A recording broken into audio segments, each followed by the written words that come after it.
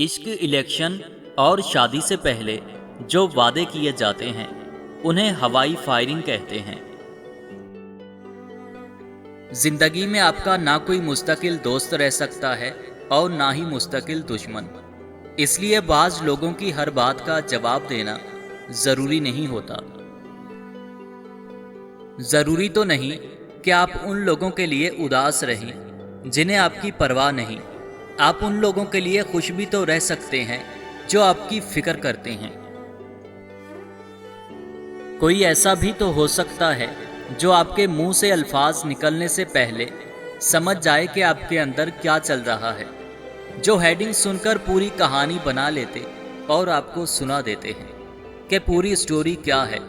ایسے لوگ قیمتی ہوتے ہیں لیکن اکثر ان کی قدر نہیں ہوتی۔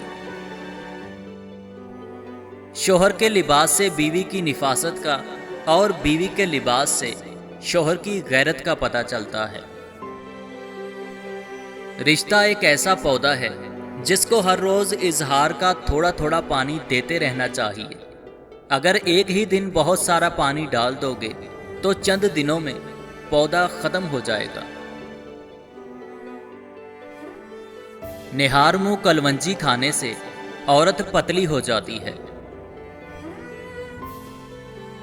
کسی کو دکھی یا اداس پائیں تو نصیحت کے بجائے اس کی سن لیا کریں، احساس سے، محبت سے، بنا کسی غرض کے۔